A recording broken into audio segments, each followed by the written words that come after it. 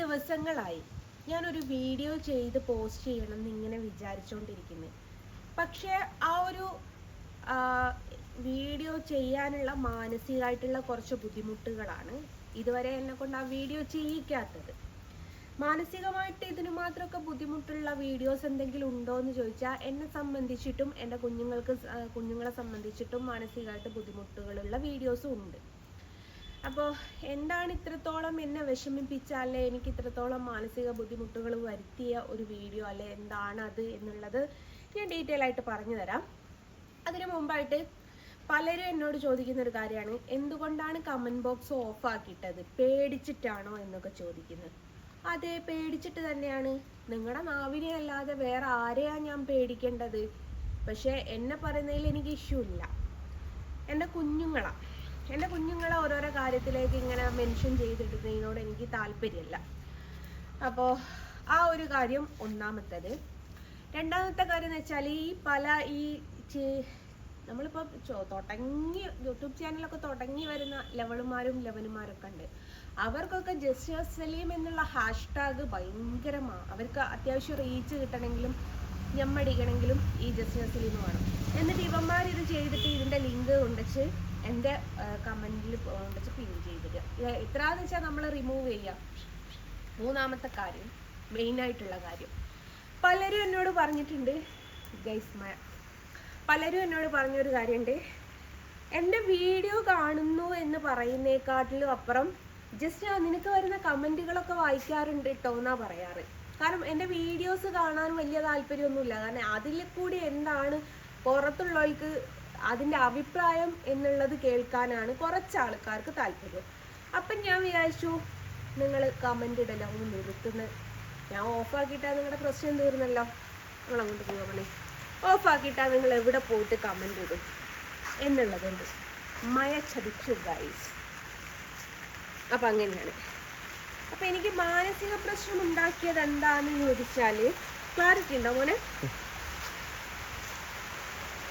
മാടിയിരിക്കുക.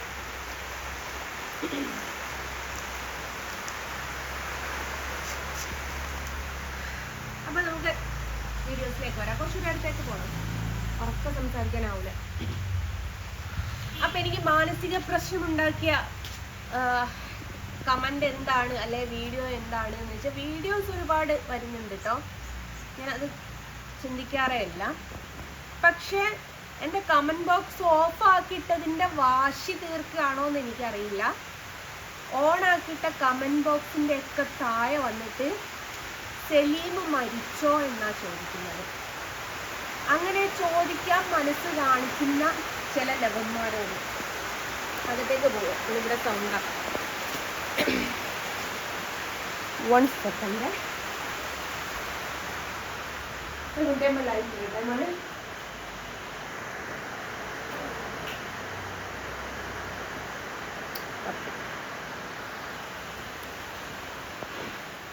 സലീം മരണപ്പെട്ടു പോയോ എന്ന് ചോദിച്ചു ഞാൻ ഇപ്പം നിരന്തരം എൻ്റെ കമൻറ്റിൻ്റെ താഴെ വന്നിട്ട് കമൻറ്റ് ബോക്സിൽ വന്നിട്ട് ഇങ്ങനെ ചോദിച്ചുകൊണ്ടിരിക്കുന്ന ചില ആൾക്കാരുണ്ട്.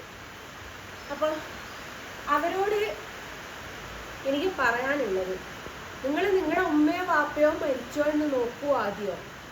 എൻ്റെ ജീവനോടുള്ള ഭർത്താവിനെ എന്തിനാ ഇങ്ങനെ കൊല്ലുന്നത്? എനിക്ക് അറിയാൻ മേലാത്തോണ്ട് ചോദിക്കാണ്. അത് വെറുമൊരു കമൻ്റല്ലേ, നമ്മൾ ശ്രദ്ധിക്കാതിരുന്നാൽ പോരെ എന്ന് ചോദിക്കും പലരും. പക്ഷെ എന്നെ സംബന്ധിച്ച് എനിക്ക് മാനസികമായിട്ട് ഭയങ്കര ബുദ്ധിമുട്ടുണ്ടാക്കുന്നുണ്ട് അത്. കാരണം എൻ്റെ ഭർത്താവ് മരണപ്പെടുക എന്ന് പറയുന്നത് എനിക്ക് കുറച്ച് വിഷമമുള്ളൊരു കാര്യമാണ്. അപ്പോൾ മരണപ്പെടാത്തൊരു വ്യക്തിനെ മരണപ്പെട്ടോ എന്ന് ചോദിച്ച് ഇങ്ങനെ നിരന്തരം മെസ്സേജ് അയക്കുമ്പോൾ നിങ്ങൾ എന്താ ഉദ്ദേശിക്കുന്നത്? നിങ്ങൾക്ക് അതിലൂടെ എന്താ സുഖം കിട്ടുന്നത്? ഞാൻ കമൻറ്റ് ബോക്സ് ഓഫാക്കിയിടുന്നോ ഓഫാക്കിയിടാത്തതൊക്കെ എൻ്റെ പേഴ്സണൽ കാര്യങ്ങളാണ്. അതിൽ നിങ്ങൾക്ക് തന്നെ ചിന്തിച്ചാൽ അറിഞ്ഞൂടെ, ഈ യൂട്യൂബ് എന്ന് പറയുന്നത് 10 രൂപ വരുമാനം കിട്ടുന്നൊരു സംഭവമാണ്.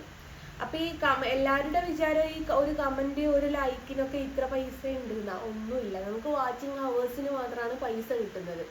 പിന്നെ ഈ കമൻറ്റും ലൈക്കൊക്കെ എന്ന് വെച്ചാൽ നമുക്ക് കൂടുതൽ ആളുകളിലേക്ക് അത് എത്തും എന്നുള്ളതാണ് മെയിനായിട്ട് ഈ കമൻറ്റിനുള്ളിൽ അല്ലെങ്കിൽ ലൈക്കിലൂടെയൊക്കെ നമുക്ക് കിട്ടുന്ന ഒരു ബെനിഫിറ്റ് എന്ന് വെച്ചാൽ കൂടുതൽ ആൾക്കാരിലേക്ക് എത്തുമെന്നുള്ളതാണ്. അപ്പം ഞാൻ ഈ കമൻറ്റ് ബോക്സ് ഓഫാക്കിയിട്ട് എന്ന് വെച്ചിട്ട് സലീം മരിച്ചോ എന്ന് ചോദിച്ചിട്ട് എന്തിനാണ് ഇങ്ങനെ വരുന്നത്?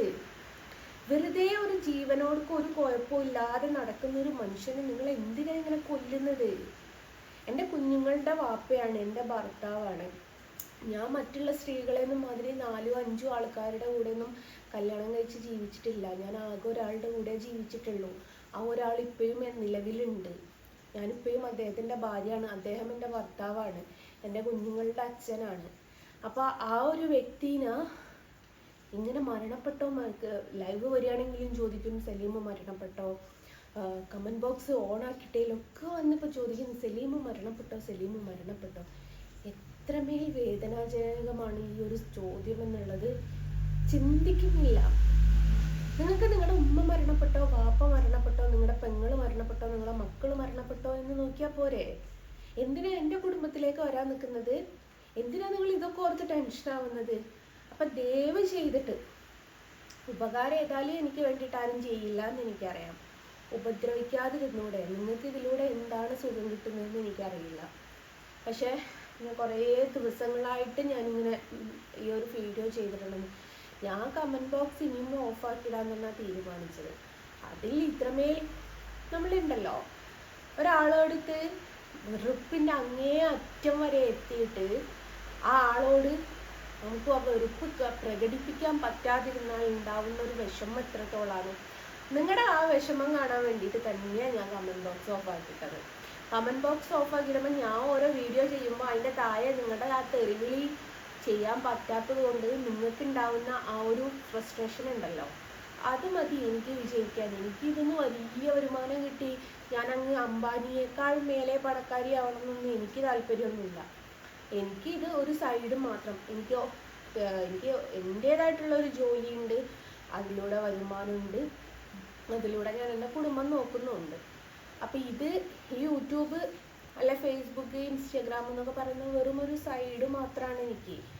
അപ്പോൾ ഇനി മുന്നോട്ട് എൻ്റെ കമൻറ്റ് ബോക്സ് ഓഫായിരിക്കും. നിങ്ങൾക്ക് എന്താ വെച്ചാൽ നിങ്ങളുടെ ഫ്രസ്ട്രേഷന് അവിടെ തീർക്കുക, നിങ്ങളവിടെ തീർത്തുകൊണ്ടിരിക്കുക. അപ്പോൾ ഇതാണ് എനിക്ക് പറയാനുള്ളത്. ഇനിയും അങ്ങനെ സംസാരിക്കുകയാണെങ്കിൽ ആ സംസാരിക്കുന്ന ആൾക്കാരുടെ ID വെച്ചിട്ട് ഞാൻ കംപ്ലൈൻറ്റ് കൊടുക്കാൻ തീരുമാനിച്ചിട്ടുണ്ട്. കാരണം എനിക്ക് അതിനോട് യോജിക്കാൻ പറ്റില്ല. എനിക്ക് എൻ്റെ ഇക്കാക്കൻ എന്തെങ്കിലും പറയുന്നത് എനിക്ക് വലിയ യോജിപ്പുള്ള കാര്യമല്ല. ഞങ്ങൾ തമ്മിൽ ഇന്നേ വരെ, ഞാൻ വിവാഹം കഴിച്ചിട്ട് 17ാമത്തെ വർഷം. പിണങ്ങിയിട്ടുണ്ടോ പരിഭവപ്പെട്ടിട്ടുണ്ടോ എന്ന് വെച്ചാൽ വിവാഹ സമയത്തൊക്കെ പിണക്കവും പരിഭവവും എന്നെ ഒഴിവാക്കാൻ വീട്ടിൽ കൊണ്ടുവച്ചാക്കാനൊക്കെ ഇവരുടെ വീട്ടുകാർ ശ്രമിച്ചിട്ടുണ്ട്. അന്ന് കരകയറി പോകുന്നില്ല ഞങ്ങൾ. ഇനി നിങ്ങൾ ഓരോരുത്തർ വിചാരിച്ചാലും ഞങ്ങൾ 2 വഴിക്ക് പോകാൻ പോകുന്നില്ല. പിന്നെ നിങ്ങൾ വെറുതെ ആഞ്ഞിങ്ങനെ കാറ്റടിപ്പിക്കാന്നേ ഉള്ളൂ, കാറ്റ് വീശൂല. ആ ഒരു കാര്യം എപ്പോഴും ഓർത്തിരിക്കാം. അപ്പം ഇനി ഇതുപോലെയുള്ള കമൻറ്റുകൾ ഇടുക വെച്ചാൽ ഞാൻ നിയമപരമായിട്ട് മുമ്പോട്ട് പോകും, അത് ഉറപ്പുള്ള കാര്യമാണ്. ആ ഒരു വാർണിങ്ങും കൂടി തരാൻ വേണ്ടിയിട്ടാണ് ഇപ്പോൾ ഈ ഒരു വീഡിയോ ചെയ്യുന്നത്. ഓക്കെ.